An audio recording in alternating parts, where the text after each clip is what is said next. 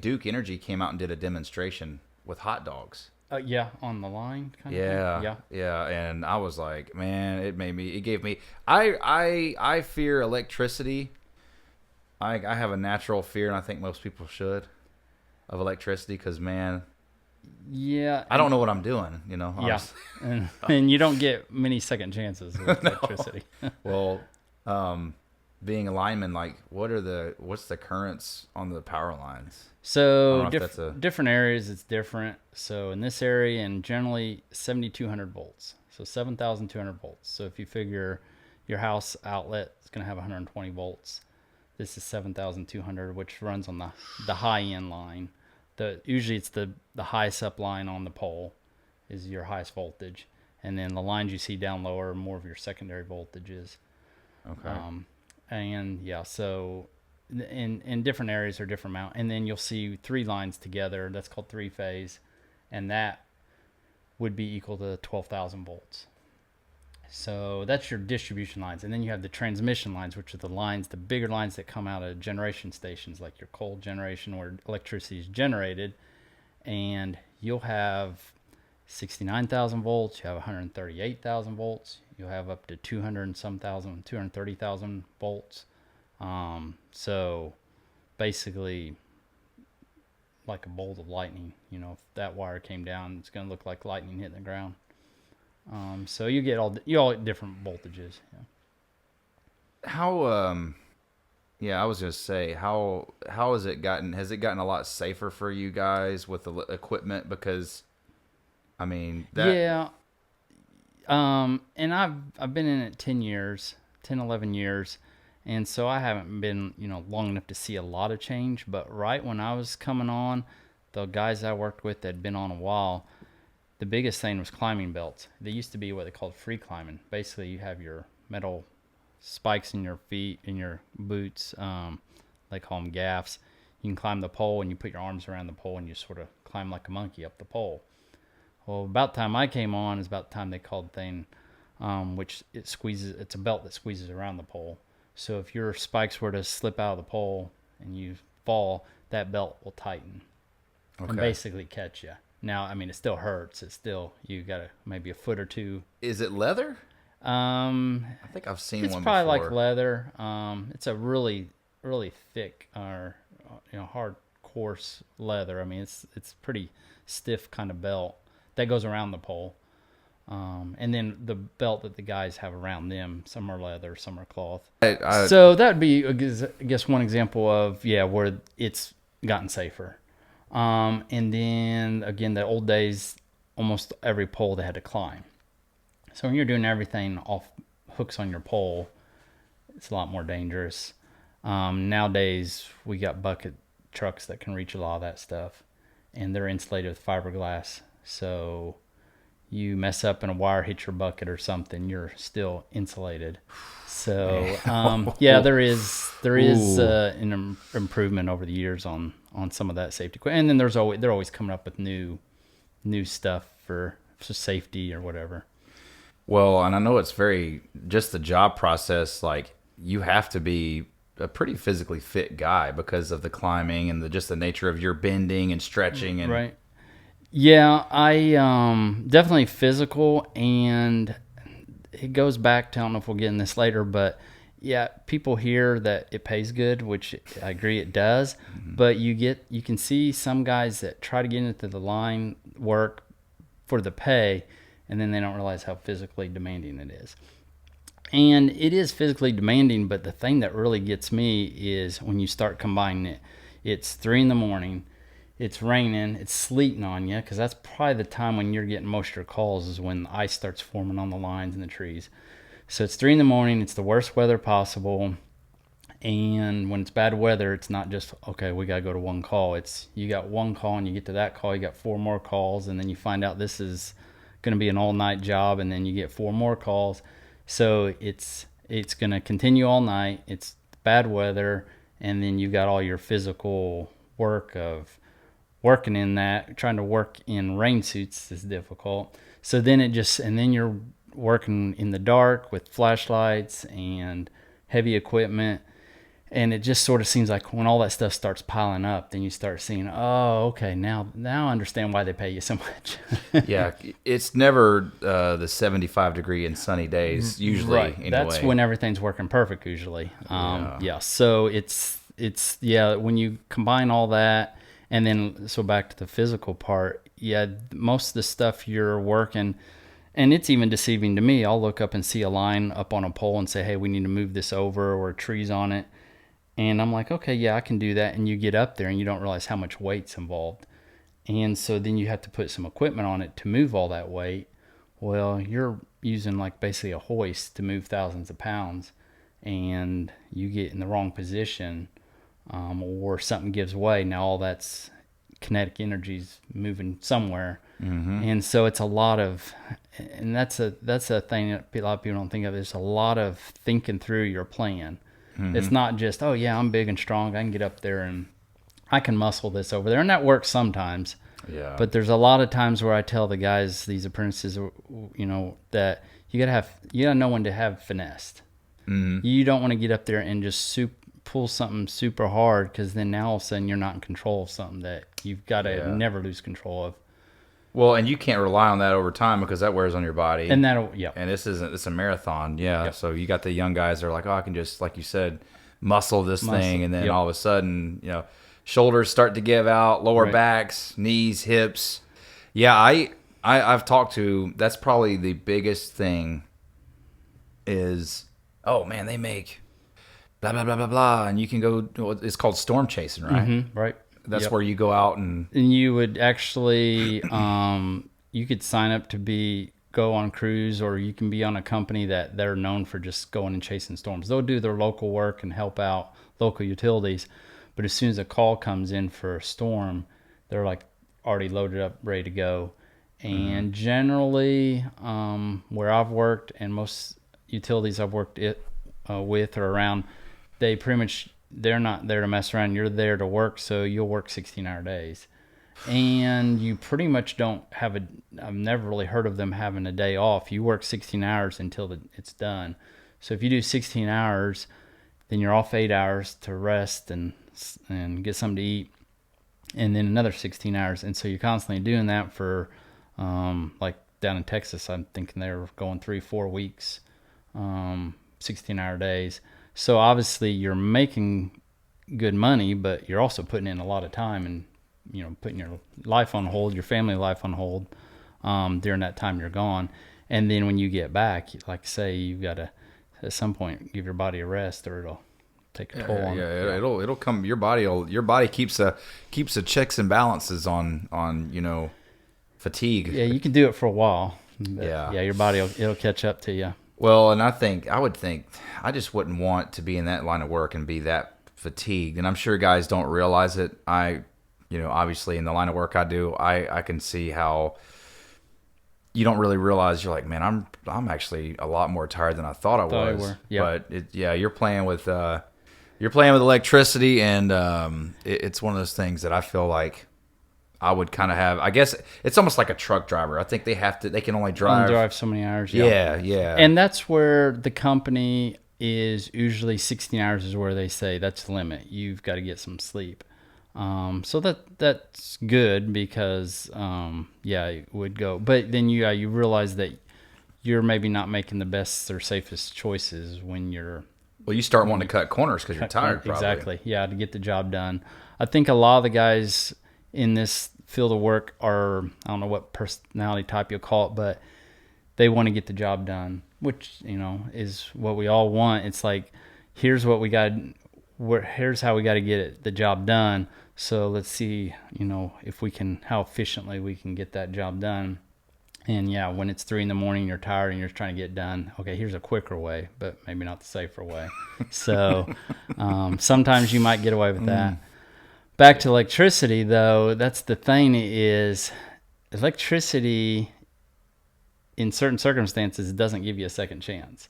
If you mess up with it, it's not like, well, you were trying to do it the right way. It's like if it gets you, it gets you. It's going to it's going to pity you. Like, no. Yeah, it's either all or none. And that's where we have a lot of safeguards in place. But if you cut a few corners, if you're not thinking clearly, then all of a sudden you're you're taking away those safeguards. And that's the thing about if you're driving down the road or you're looking up at these lines, it's deceiving because it's so quiet. I mean, birds will sit on the line. It's peaceful and quiet, and you don't realize as soon as you do something wrong with it, it's going to look like a bolt of lightning hitting the ground.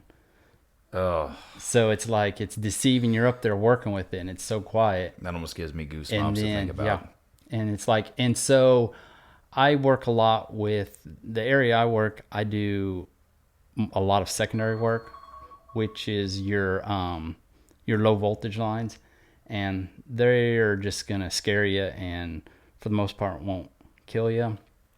But it's a good learning curve for the apprentices.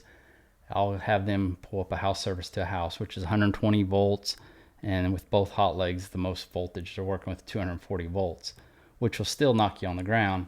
Mm-hmm. But you get that together in the wrong position, it'll spark on you and make you jump. But it's a good learning curve for them because here they're working with something, it's nice and quiet. They're just doing what they've done all day long 10 times, and all of a sudden they take a shortcut, and all of a sudden it's popping on them or wire burns in two. And so I always tell them, I say, well, that's, it's a good place to learn is on this low voltage, because the same thing on that high voltage, it's sitting there nice and quiet, and you don't realize the potential you're holding, or you get complacent about it. Well, out here, they had some wires that were just, like your hot and neutral and your, your ground wire. Mm-hmm. They're all sticking out in of the wall. And my son was throwing a ball or throwing something, I think it was a tennis ball or something, and he hit those wires, and it was like, pow! Pushed them and together. I was like, those are live? Those are hot ones. Yeah, they were 240. They had like a welding thing in here. Oh, wow. Okay. So we put the mini splits to heat and cool the studio out here. But the VA denied my house loan because of chipped paint on the windows. Oh, wow. Okay. And they're like, so the owner had to come out, the seller had to come out and like sand the windows, but they left these wires. But they left the wires, so they're worried about paint chips. Yeah, but even when I just like doing the drywall and having to like cut out around the outlets and having to move those outlets, man, it just, and I mean, one of the guys was like, I was talking to, he's like, you're going to be fine. But it's just like, I have a very healthy respect. Very healthy respect for electricity, and and rightfully so. Right. Yeah. I think that, that would just, that would scare me so much to just think about some guy that's, but you have customers, obviously everyone at some point in their life has had a power outage. Right. And how impatient, and you're like, man, I want to know, and I want to know, and it's like, okay, it's 3 a.m. Like, when are they gonna? And especially if it's a pretty bad outage where you have thousands of people without power. So, do they have? You've been doing it for a while. How does that like? Do you work? I guess it all depends on who you work for and what you're doing. But like for like residential, like what you're doing, are you working with a big team of guys, or you're talking about like on a storm response? Yeah. Yes, everyone's gonna be different, but basically the way we do it is, again, if you sort of keep the concept of the safety part first and realize that that's some dangerous stuff you're working with. You mess up once, it'll kill you, and it's got to be done correctly. And there can't be any shortcuts. If you're that customer sitting at the house after, say, a hurricane comes through or a big storm, they're just looking out the window seeing, hey, there's 3 trucks of linemen sitting out there, and they're not doing a thing to get our power back on. That is so aggravating. And I wish I could have a full explanation that, okay, here's what we're dealing with. We cannot touch those wires until we know it's safe to do so. Mm-hmm. We've got, say we got another issue up the road that we've got to make sure it's safe before we touch anything here, or we can't start working on this wire because if, say, we get this wire fixed and energize the line, we got to make sure there's no one working the next neighborhood over on that same line. Oh, shoot. Because you're then going to energize. So there's so many safety factors that I bet it is frustrating for people sitting there watching and they might even see, especially on like a hurricane response that I've been to several times, where there's probably 10 linemen, maybe 5 trucks, maybe even 20 linemen sitting at the entrance of their neighborhood, and they would drive by, they've been out of power, let's say 3, 5, 7 days, and they're just so aggravated, and they're driving by. We can see where the problem is. Why don't you go fix it? That there's just so much more involved. They know more than you do, I guess. Yeah, exactly. So it's like, if only they knew that you've got to call in and get there's almost like a dispatcher that oversees the lines, and they usually got computers that show on storms when they're really organized, which storms makes it so difficult because you got to know where everyone is before you do anything in electricity. You can't turn something on or off until you know who else is on that line. Well, when you have contractors from all over the state, all over the country coming to help, let's say Florida for a hurricane, they've got so many people in the area. And before, say we did come in through a neighborhood and fix all the lines, the one thing you don't want to do is energize that line and there'll be someone still working on that line. And so they've got to basically call into the dispatch. They got to make sure the line's clear. They got to make sure no one else is working on the line. Okay, well, there was a tree trimmer, 3 days ago working on the line. Well, how sure do you want to be that tree trimmer's still not out there? And so usually it's calling and making sure everyone's clear. But like I say, if you have, a crew that goes out first to just see what the problem is, then you've okay, we've got trees on the line, so now you call out tree trimmers, and then you call out, some other crew, and then this crew shows up. Well, before that dispatcher will clear that line to be turned on, I mean, someone's life is at stake, so you can't just say, well, I'm sure they're done cutting that tree. They're probably gone by now. Turn it on. Yeah, turn it on. You can't do that. And so that's when you might see all those linemen sitting there. It's like they've got to make sure it's safe to energize that line. And there's a lot of going on behind the scene. And then a lot of it, and that's the bigger picture, and then the smaller picture is more, okay, we see that there's a tree on the line, but people nowadays, they want to put a fence around every house they own. There's, 20 years ago when the pole was put in, there was no fences, maybe not even houses. Now you got houses and fences, and it's like, yeah, we see the tree on the line too, but how are we going to get to it? Everyone gives us permission to push their fence over to get to it. So it's stuff that's like people driving by, we see the tree, it's right here. It's like, oh, we know that. We know where it is. We just cannot get a truck to your backyard. So there's just a lot of little stuff that's yeah, we've got it figured out better than you do, but it's not a matter of just going over there and connecting a piece of wire and then you turn it on. Yeah. Well, and yeah, I didn't know that. That to me, it makes so much more sense though, because how much power line? I mean, you got entire neighborhoods, or is it all the entire city on separate grids? Or the easiest way is that you'll see what we call substations. So if you see a fence with a whole bunch of electrical looking stuff in it, that's a substation. So out of that substation, it could be anywhere from 1 to, let's say, 7, or probably big metropolitan cities even more, but say from 1 to 7 circuits come out of there. So basically wire goes out 7 different directions and feeds different neighborhoods. And so a lot of times on storm, what they'll do for safety reasons is they'll send, hey, this crew, we're going to send you out to this circuit right here. You're involved with everything to do with that circuit. We won't have anyone else on that line. That's a little safer. So then once you get your circuit cleared out, you call into dispatch and say that circuit is clear to be turned on. And so that's how they try to do it. But when you get a circuit that's so big and say it's got so much broken poles and that crew doesn't have the equipment to fix those poles, you got to call in a different crew. So now it gets complicated. So that's the basic of it. But yeah, if you think of it, if you're that homeowner in the neighborhood and you're aggravated that your power's not getting turned on, or you see the guy sitting there not working, well, imagine you're that dispatcher that you're in charge of saying, okay, that line's clear to turn on. Do you want that on you to turn the power on when you got 100% know that no one else is on that line?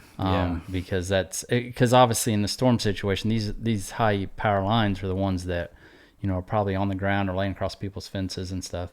So not even just linemen, but you got to make sure every line's completely checked and fixed because it could be laying in someone's backyard. So yeah. Burn a house down. Burn a house down, energize a chain link fence. I mean, chain link fence is metal, so if it's laying across the fence, when you turn it on, you're energizing that whole fence, and obviously, could have kids, dogs, whatever in there. But yeah, there's just a lot involved, and it's like I say, when you got that storm damage, you can't just say, "Oh, here's the problem, we got to fix it." Again, that's what a lot of people are like. We see the problem. It's like, yeah, that's one problem, but we have to 100% know that there's no other issues down the line. Well, down the line may go 9 miles, and oh my God, through, and most of the time a road doesn't go right beside it, so you can drive maybe a couple blocks and see the line. Well, now there's a big tree, you got to get out and look at that. Well, then it goes around the curve and goes across the creek. Well, now you got to go back up the street and around the block to get across the bridge, and so it's like it takes a while just to check the lines, let alone work on them. That's a very good. Yeah. The way you just explained that was,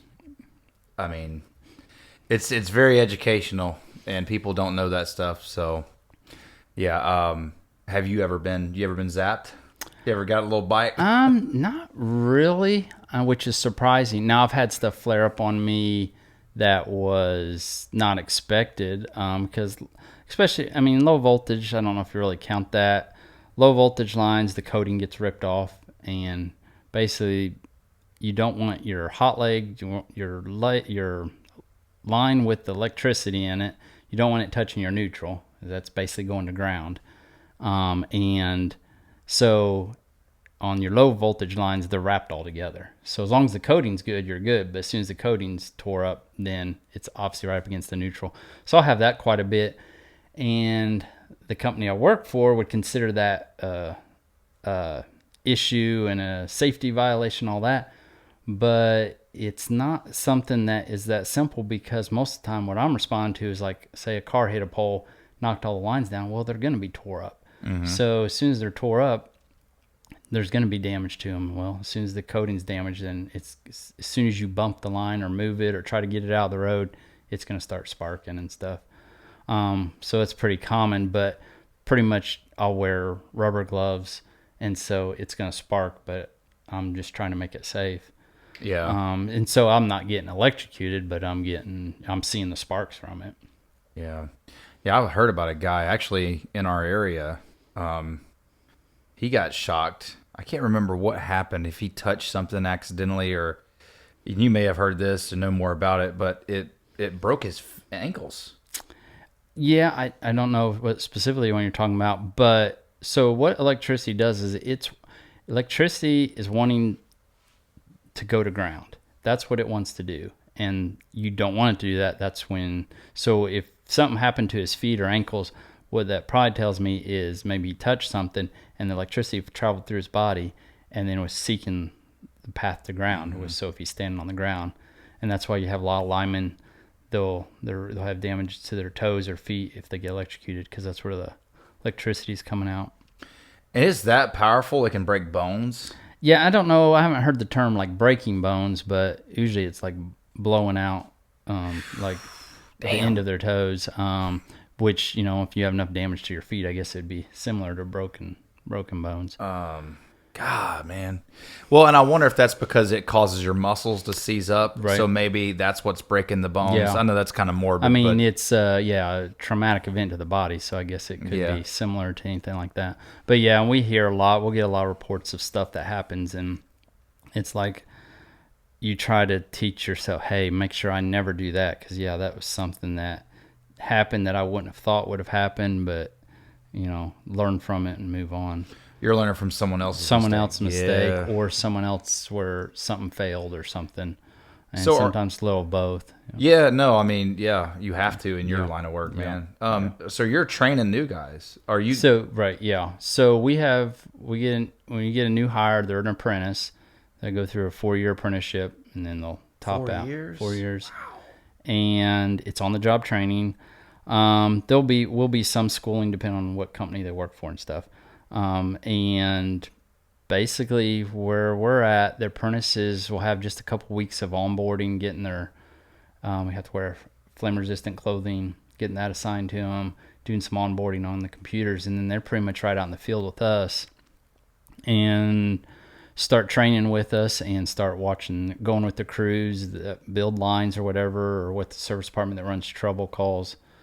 And we don't, it's basically, I'm sure every company has, where they're only allowed to do 0 volts for so many months, and then they can work low voltage. So they'll gradually work their way up, and basically pass any tests required before they can move on to the next step on voltage. So yeah.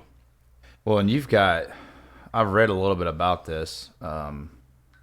You've got underground, like there's different types of stuff, right? I mean, right. How would you? So when you think of lineman, you think of working up on poles and stuff, and that is pretty common, and will never go away. But then there's just as much stuff underground, and it's more of you get new neighborhoods now. You won't see a single pole. You'll see a light pole, but won't see a single electrical pole because everything's underground. Looks better. It's more resistant to storms. It's the way to go. So, do you think that in the future we're going to phase out the line telephone? Well, I guess there's just too many. There's too many, and all of your underground wire, almost all. There's a few exceptions. Almost all your underground neighborhoods and businesses, they've come from overhead, but then they just eventually drop underground. And this is something probably not many people think of. So if I have an outage and I get to your neighborhood and it's overhead, it's quicker for me to diagnose it because I can just drive along, and when I see the line, I'll say, hey, there's a squirrel on the line or a tree branch on the line. There's your problem. Once I get that tree branch off the line, I'll go back to the fuse, which is similar to like a breaker in your house. When there's a fault in the line, it'll trip your breaker in your house. We have the same thing sort of on the power lines. So it'll trip the fuse on the cutout, and I can go back there, refuse it, throw it in. You'll be fixed quicker. Underground, you're not going to get that tree on the line. So the chances of you going out is a lot less. But if I come to your neighborhood and you have a power outage and I get there and it's all underground, there's no driving around looking for a tree or a squirrel on the line. It's a lot longer to figure out what the problem is, where it's fed from, because you can't see anything. You have to start looking at maps. So it's like... I didn't think of that. So it's like you get a nice new neighborhood with underground. Chances of you having being out is a lot less. But if you do go out, your outage is going to be a lot longer. So it's sort of like, which would you rather have? Yeah. And it depends on... Trees is our biggest thing. Trees getting into the lines, and that'll cause outages. And they'll have neighborhoods that are completely underground, and they just cannot believe that their power's out. And it's like, well, yeah, you're underground, but you're fed from overhead, and I'll usually point that direction and see all those trees. One of them fell over on your line, so that's why you're out. That's why you're out. Yeah. So it's still like you. So even though you're underground, you think it's better. I've had someone who says, "I just moved to this neighborhood where I used to live. I never had power outages, and here I've had 3 in the 2 years I've lived here." And could not believe it because they're underground. And it's like, well, yeah, but you're fed from overhead, and it goes through a big set of woods. It doesn't have its own independent. It's still got to be fed from somewhere. So yeah, you'll always have overhead, but it's just more aesthetically pleasing not to have poles. So you're going to get that. And what's funny is with the guys I work with, it's like they want to be the ones up in the bucket, working up on the poles and building lines up there, but almost no one wants to work underground. They all shy away from it. No one wants to do it. I guess it's just not what you picture as a lineman. No, it's not what I picture. How do you get down the underground? Like, is there tunnels they've dug out? No, so it's basically, and they do a little bit different probably other places. So basically, if you have an underground line that's fed to, let's say, a business, and the power's out, we have cable testers. So we'll test the cable, and if it tests bad, that means there's some kind of fault. The cable failed, maybe someone nicked the line, and so then the cable's bad. Then there's only a couple options. One of them is run temporary cable on the ground, which sometimes is very rare to do because you're probably going over a road or something. And then there's another thing called a loop system, which basically means you feed them from a different direction, is I guess the quickest, easiest way to explain it. And so by the time you do all that, test cables, and in order to test it, you have to, they're what we call elbows. They're basically the end of the line is put on a transformer, and that's how it's fed through it. Well, you got to pull those off, and you got to put a tester on there, but you can't test the cable until you're 100% sure that it doesn't have any electricity flowing through it. So you got to do some testing of the cable. You got to make sure the cable's safe to even put a tester on. So you got to do all these steps just to test your cable. And then as soon as you find the cable's, bad, then there is a piece of equipment that it's called a thumper a lot of places because it thumps the line. It puts a voltage through the line, and then you walk around with basically a microphone that you put on the ground, and you can hear that snap of that fault hitting the line, or the load hitting the line, and if there's a bad spot, it'll thump. And so you can actually, when it works correctly, you can get right above where you can hear it thumping, and you dig it up, and you can usually find where there's a burnt spot, and you just cut out the wire and put a splice in. Damn. And that sounds, well, to me it sounds complicated, but it gets even more complicated when you got a picture. You think of any city street, when you got asphalt or whatever, it's not that simple. It's like, okay, just dig down with the shovel here 4 feet. No. You got a driveway or an old piece of concrete, or it's under a fence or something. Man, you guys use a lot of different stuff. So underground is a whole different game, and that's why I can see why there's a lot of linemen. They just want to go out there and get in the bucket truck and get up there and fix the line, and that's what they picture. But nowadays, it's really changing. Pretty much anything new is underground. And it's a whole different game. It's complete opposite when you go from being able to just look up in the air on the poles and see what's going on, come up with a plan, fix it, to you go into a neighborhood where you don't see anything. Everything's underground. So it's a big, not a mind game, but more of a thinking game. And so it really turns into a thinking game when it's underground. I don't know. I'm sure I've been in a neighborhood where there's no power lines, but I can't remember. And you might get some where you're still going to get light poles and stuff, and they'll still stream lights. So you'll still have the feeling that you're seeing poles in the neighborhood. I got you. But it's probably like a street lights. Or it might be part of the neighborhood has power lines, but the next street over is all underground or something. It's all different. But yeah, it's a lot different when it's underground because you've got to rely on, and hopefully you have a good mapping system, and you're looking at the maps and seeing where stuff's fed from and going to. Yeah, that sounds like a headache because I would not want to. It's a headache. Map. And it's a headache because even if you know, like, it's like say, neighborhoods in a way the easiest. When you get like businesses where stuff's added and then something else is added, and then they just got to keep adding the electric grid to go with it. But like say a neighborhood, you get there and it's just like, okay, we know these 6 houses are out, so they're probably fed off this one transformer. So you go to that transformer, okay, the whole transformer's out, so it's fed from where? Well, you look on your map and you see, okay, it's, the next block over behind, 2 more houses. So it's like, okay, I'm figuring this out pretty quick. So you're like starting to think, hey, I'm doing pretty good here. I've already figured out, I've been here 15 minutes, I already know it's not just the transformer, but it's the actual power line that's out, and I know where it's fed from. Well, you go down the street, and they got a fence 8 foot tall. There's a dog behind the fence barking like it wants to eat you. The neighbor's not home, or the owner of the backyard, they're not home, so you can't get in the yard to get to the transformer you need to fix the whole neighborhood. So it's like, okay, so something so simple. Jesus. Or you get there. I had one not that long ago that there was an issue, and finally found the yard it was in, and they'd built a chain link fence right in front of it. So there's no way to open our transformer to get to our cable because of the chain link fence. So we were going to we'll just have to undo the chain link fence, take it all apart, and to be able to work on it. Well, there was a dog on the other side of that chain link fence. That was fine until I took the chain link fence down. So it was like, we can't. So talk to the guy. He was home. He's like, okay, I'll get the dog in the house so you guys can work on this.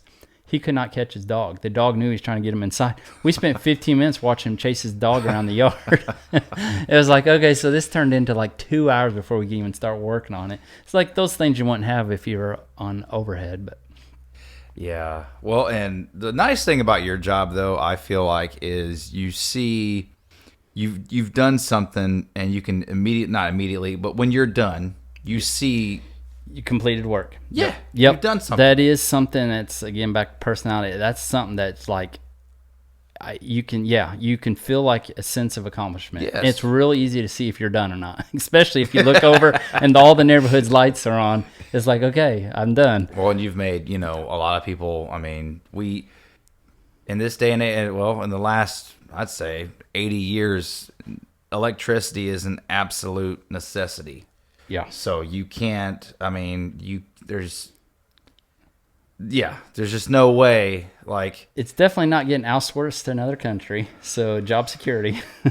That's a good point. And everything now is electronic. Everyone's got to have something plugged in. And, That's what we got going on here. Yeah. That was the biggest thing I thought about was, you're out in the snow, you're out in the rain, you're out when, usually conditions aren't ideal. But then, you've got, when you're done, man, people, it's nice to see the lights kick back on and hear the refrigerator kick back on, and you're like, you're not having to lose everything in your freezer. Yeah. And it's one of those things, we get it. We know that people are anxiously waiting and wanting us to get it on. And I work with a bunch of good group of guys that we show up, and it's pretty neat to actually watch that. For us experienced linemen, we get there, we almost don't have to talk. We can see what it is. We almost don't even have to tell each other what the problem is. When we show up, we all know what it is, and we just start working. And it's amazing, something that looks a mess, how quick we can get cleaned up and back on. And that's fun to do that kind of work. Not quick and unsafe, but just quick and efficient. Well, you know what you're doing. Yeah. And hey, this is the problem. We don't have to worry. We know what we're doing. Yeah. You guys are delegating. You guys all know your thing. Yep. And Yeah. that's the best way to do it. Yeah. I was watching, when you fixed that transformer out here, I was fascinated with those as a kid. As a kid. Oh, yeah. I was like, what are those? My mom would tell me, I was fascinated with ceiling fans, transformers, the big drum looking whatever. I wanted one of those so bad. I remember I wonder if I could take that down or get it make a mailbox out of it. I don't know, just something cool. Those have been around for a while. Yeah. Oh yeah. And there's some around here that I like. I think you said some that of them from have the 80s. That one, and some of them have dates on them, and I like to always look and see what they are when they look really old, but a lot of them, some of them don't. But so a funny story about that is my wife, when I got into line work, so when I first got on, I was in transmission, which means that's the high voltage lines I talked about earlier that comes from the generation station to the substations, and they're 9,000 volts up to 300-some thousand volts. So I worked in transmission. But we did some what was called distribution, which is the lines you'll see around your houses and neighborhoods. I worked on some of that, and every once in a while I'd come home and tell my wife something about worked on a transformer. Well, she always thought, I don't know why, but she always thought a transformer was a transmission tower. Those big steel lattice towers that are, several hundred feet tall. Yeah. In her mind, she thought that was a transformer. I don't know if it's from the kids' TV show Transformers, where it sort of looks like a robot standing up there. Oh, they're massive. Yeah. So for, I don't know, years, whenever I said I was working on a transformer, which is something that's probably 20, 30 feet off the ground, she thought I was 300 feet off the ground. She's like, oh my God. So finally, I don't know at what point she realized the transformer is just those big, looks like a big gray bucket in your backyard. Well, I'm scared of heights, so 20 or 30 feet to me is still up there. Yeah. Well, what's funny is I I was in Chicago, the Sears Tower. And you're fine there. Yeah. Well, they have a clear glass bottom. You can walk out and you can, and I don't really like it. I mean, I wouldn't want to hang. But you could do it. Yeah. I wouldn't want to hang out there. But, we went to Washington, D.C. We were going to take the elevator up to the Lincoln Memorial. Yeah. It was closed, so we couldn't do it. And, my 10-year-old was like, he's like, you want to go up there, Dad? Or are you too scared? The Washington Monument? Up that? I'm at Washington Monument. He's the Okay. Washington Monument. Yeah, Listen, what- I'm terrible. yeah, It was yeah. right there near, well, right next to the White House, basically. Okay, yeah. But we were going to take the elevators, and it was, I think they were closed. But I can do stuff like that. But you get me on a roof that's 12 feet off the ground. You're done for. Well, it's just like that reality of, man, if I hit the ground, Yeah. I'm gonna. But skydiving wouldn't bother me Yeah. until I got to where I'm like, Well, and I've heard an explanation on that. It's like, yeah, it's like above so far, it's not like reality. It's like It's not. so far. But when you're like, yeah, on your roof, then it's well, right I mean, there. you fall off of a 12-foot, 10-foot Yeah. ladder. I mean, you're probably You're gonna gonna break feel it, something. yeah. But it's just, it's not the fall that kills you. Yeah. So we had so our apprentices, when they get hired, they have to do like a height test. I was gonna ask you. That was Yeah. like my next thing was the hiring Yeah. test. So where I specifically work, they have like physical agility test, and it changes, so it may not be completely accurate, but they do basic. Can you dig a hole? Can you climb a pole? And are you afraid of heights? And there used to be one where you can set up a ladder. You'd be able to lift a transformer up on basically a block and tackle. So one of them is a height test where you climb up and you belt off. You go out on like a little platform and you belt off to it and you lean back and lift your arms up and lay your head back. And then you go back to the pole with a ladder on it and you climb up to the next level. I forget the height. It's probably 30 feet or something, and belt off and lean back. So that's their height test. But some people, I think, still pass it, because we had an apprentice not too long ago that was climbing a pole and was practicing climbing in their gaffs, and got up maybe 20 feet and said, "Hold on, I've got to get used to the heights again or something. I used to do it no problem, but I've got to get used to it." And it's like, well, you're not even halfway up to where we start working on our stuff. Because on poles, generally your bottom lines you see are going to be your cable, your internet, your phone lines, and then ours starts being the top half of the pole. And so this particular apprentice wasn't even halfway to our first line and was already locking up. And it's like, well, I don't know how you're going to be able to do this. Anyway, they ended up deciding it wasn't for them. But Well, I mean, hey, at least you're not going out and jeopardize, because when you're worried about your height, or right. you're preoccupied with fear, and now you've got to worry about, I mean, especially just being new. It seems like information overload, man. It seems like a lot. Yeah, it is a and lot. that's the thing also. I feel like I jumped around, but there's also a lot of... Trust me, I jump around. You can't just work on what's right in front of you. You got to realize, especially what it's doing down the line. Especially when, and I hit it on a little bit, is there's just so much weight there. You just think, oh, there's just a wire going across there. Well, if you figure time it gets to the next pole, there's 1,000 pounds each way. Oh my God. Well, then as soon as you adjust something here, it's changing down the line. And especially some situations where you got someone on the other end, or even on the other side of the pole, or on the next pole, yeah, you got to be not so worried about your height. You got to be worried about the guy you're working next to and stuff. Yeah, I wouldn't want to be I wouldn't want to be the guy that has something bad happen. Right. Yeah, I was looking at, like, so you said the agility tests change. Yeah, I think they always are tweaking it. But so it's basically they try to keep it practical around the job, like you said, digging a hole. Yeah, being able climbing. to see that you can physically at least dig a hole. And I mean, it's not a catch-all. I mean, obviously, this person said they didn't say they're afraid of heights, but they were having issues before they got up very high. So obviously it's not a catch-all, but it's a good general knowledge on, you got to at least be able to do this. And I don't know, maybe some apprentices think that, okay, well, I was able to do that. Well, that's the minimum, Then you got to let's do that and amp it up by, five times, 5 other things you got to do. And for, you're out there for 12 hours. Yeah, 12 hours. You already dug a hole once. Now you got to dig another one. Well, now you're hitting rock. Now you've got, it's raining on you, and, Okay, now never mind, that hole we dug wasn't in the right spot. Now start over 2 feet over and stuff like that. Yeah. No, man, I think it's great, Yeah. though. I mean, I think it's, like I said, the biggest thing, especially if I were to get frustrated about it, I would think at least, hey, like you said, you see the neighborhood has lights again, and you know that everybody's like, oh, finally, and Yeah. that's. And, people have medical equipment they rely on, too, and stuff like that. So, and then, like, how often or how is there a time, like, where I know because some guys are union, right? Right. They do it entirely differently, but is there like a way that you have a retirement, or how does that work? Yeah, it's going to be different. Like, so I work for a utility company, so they have their own company like any other company. They just, whatever retirement they have set up.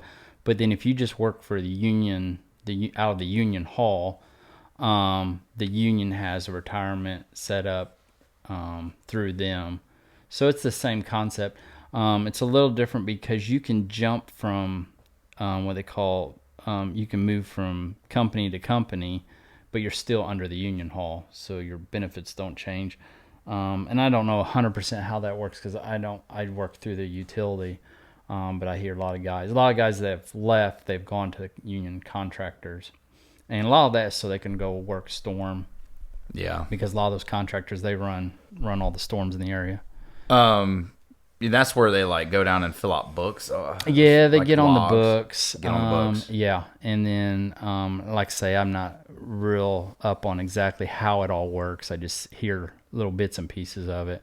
But basically, it's called dragging up. So they'll be at the company that say they're working there.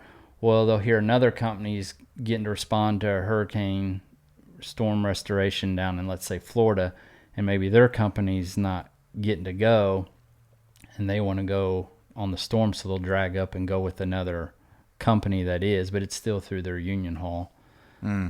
So it's a union thing. It's a union contract. Utility or union seems more like it's more like you're irregular, I guess, because you're bidding and then it's, to me, it seems a lot more, you don't know where you're working every day. It's a little more that. I'm not a big fan of that.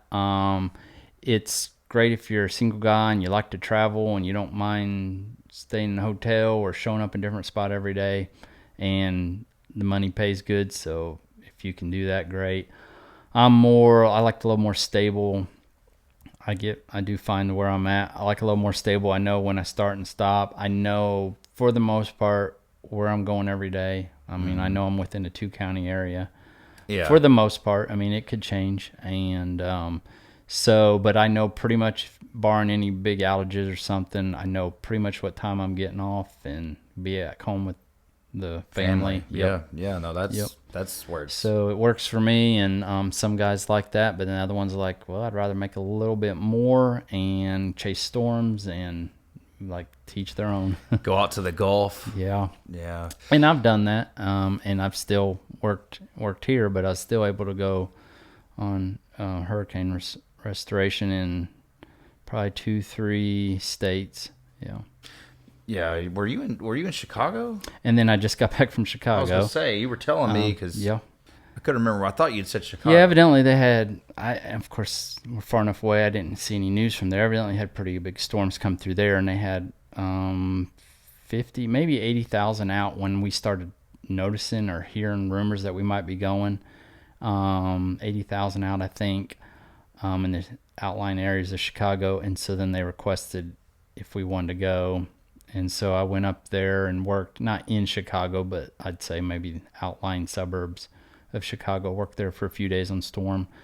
And of all places I've gone, I've been to Florida, North Carolina, South Carolina, Florida several times. I've probably heard the worst comments over the people in Chicago. I'm surprised you didn't get a bullet in the truck. We were a little worried about that. We were told, I wasn't told specifically, but I was told by a guy I used to work with who was working for the union on basically a company that responds to a lot of storms. They were told that they pack it up and they're done before dark. So they don't want to be out in the neighborhood at dark. So that cut the hours of working, which was fine by us. That means we got eat supper sooner and get to our hotel room sooner. But the specific thing that happened, and we weren't there a real long time, but I was only there 3 days, and I heard more bad comments in those 3 days than I did in a week in Florida. And so while you were there working on the line, yeah, like and people driving by, or driving what? by, and what it was is most of our calls, even though you picture Chicago and city, most of our calls were in the outlying area. We were more in the rural area, more closer to Kankakee, if I remember that right. And it was more rural farmland, and there was some neighborhoods, but we were out in what we call the right of way. Basically, picture a forest with power lines running through the middle of it where trees came down. So we spent most time out in the woods working, so it wasn't bad. That don't sound too bad. It wasn't too bad, and then it was hard to get to and stuff, but it wasn't. We didn't have to deal with a lot of people, and we could just go there and work. But then our last day, we knew we were starting to think we were getting done because you start getting smaller outages and you start going on tickets that are what they call non-outages. So you get all the outages done first, and then it's like you still have trees on the lines or some damage, but their power's not out. So then you start realizing, okay, we're getting done. So we started getting non-outage tickets. So we're like, okay, we're about finishing up. And we go into a neighborhood. They said, we got a broken pole we need you to go to. We go in the neighborhood. This was right outside. It wasn't far from Chicago. So we show up, and sure enough, it's a broken pole, but it's just a light pole. So it has nothing to do with the power in the neighborhood. Everyone in the neighborhood's on. They're living happy lives. All's good. We're just there to fix this broken light pole because it was about falling in the street. We're about halfway done fixing it, and all of a sudden I can hear a lady screaming. First we went to walk behind the house to see if we saw a little light, the wire that feeds the light. We just were seeing if it fed from behind the house. We walked back there, real nice guy, and he goes, yeah, is that why our power's out? I was like, oh, no, this is just for a light. This isn't anything to do with your power. He goes, okay, because our power just went out. I was like, what? He said, yeah, about 5 minutes ago, our power went out. I was like, okay, I don't know anything about that, but we're not here to do anything. We're just hooking up a light and fixing a pole and putting a light on it. I said, but call your local utility, Con Ed, because we're just here at, we're here to do this specific job, and they assign us where they want us to go. We're at their mercy, basically. So he's like, okay, yeah, I'll call them. But I was like, so it just happened, or you were out 3 days ago and the storm came through? He goes, no, it just went out. We were out during the storm and they got it back on, but now we're out again. I was like, okay. I'm walking back to the truck. Before I got back to the truck, a guy come pulling up in the road and just stopped middle of the road, started yelling that can't believe his power's out again. And I tried to explain about we're just here for a light, but yeah, we're here and you're out. About the time I got that half out, a car came up from the other side of the intersection, and they started both yelling out the window that their power's out. I wouldn't say yelling, but they were making it very well known that their power's out. Before they finished talking, the car that pulled up behind them started laying on the horn and yelling. So got those 3 cars cleaned up. I get back to my truck, and I'm telling the rest of the crew, hey, the power's out in the neighborhood. We didn't do anything right. No, we're just on this light fixture. I climb back up on the truck. When I climb on the truck, I could hear a lady yelling as she's coming down the street, and she's pushing a stroller. And she kept saying something, but I kept ignoring her until she got closer. And I knew what she was saying. By the time she got up there, she said, so in this most smart way possible, she said, so do I need to tell my husband to bring a generator when he gets off work, or something to that effect? And she kept repeating it. So I guess I need to tell my husband to bring a generator home since we're out of power or something. So finally, when she got up close enough to us, I said, we have nothing to do with your outage, but you call your local utility, let them know you're out, and they'll assign someone. If they want us to go, we will. We have nothing to do with that. So it's like this is the first time we're in the neighborhood in 3 days, and they were. You guys, you were in the lion's den, man. they were at that intersection. The whole neighborhood funneled through this one intersection, and so it was. Well, I wanted to correct something because a lot of Chicago, believe it or not, is actually a pretty decent area. I'm not talking about what you said. I was making a comment about a bullet in your. Oh yeah. But you got Naperville, you've got several suburbs, you got downtown, obviously. Yeah. So but anyways, it sounds like you were in. And they're frustrated. Funny. Understand the frustration, but it's just again they they didn't have the right information. We had nothing to do with that. It's almost like common sense, though. Yeah. It's like, for one, if it's an act of God, I guess, or if it's a vehicle crash into a pole, it's got nothing to do with me. We know it's not you. Yeah. We know you didn't do that on purpose, and now you're out here trying to fix it. Yeah, and you would think most people would be like glad to see us there because they know it's not going to get fixed till we get there. Well, we're actually in the neighborhood instead of it being, hey, how long? Just normal questions. It was insults. Let's go get them. Yeah, and it's like my guess what happened was it was leftover damage from the storm. Maybe a tree branch still hanging above the lines finally came down. Yeah. So anyway. No, kudos to you for being professional. I don't know how. Yeah, I mean, I especially when you're hot and tired or you've been out there all day, it's like now you've got this chihuahua in your ear. And she left and came back 3 times. She just kept circling with her stroller. She was like the neighborhood spokesperson, I guess she wanted to be. But, a Karen, as they call them. Yeah. So. Well, no, I mean, I really, like I said, man, I think it's a cool job. I know you had kind of some, not apprehensions, but concerns. You're like, I don't really think I have anything to talk about, man. Like, we've been here how long? Yeah. Oh, you're probably my longest one. Oh, yeah. You're probably my longest interview, which I'll say I set a timer because, like I said, about 45 minutes, these batteries are like... Oh, they're giving up, yeah. And I wanted longer interviews because, but no, I really appreciate you coming out. It's a cool job you have. Yeah, it sounds like you really enjoy it. I do, yeah. I'm sure it has its like days. any job, it has its days. But yeah. Yep.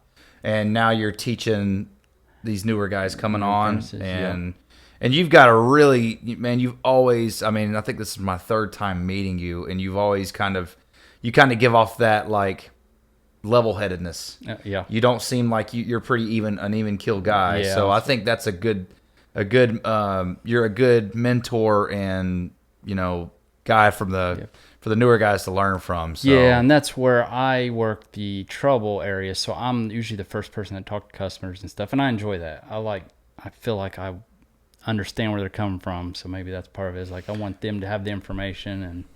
Yeah. Well, and I mean, and I don't want to. We don't want to delve into it. But you came from law enforcement. Yeah. So you dealt with so much worse. Yeah. So, well, man, that was good. I wonder. Yeah, we're probably at an hour. Are we? I'll bet. Okay. I don't know. We'll see.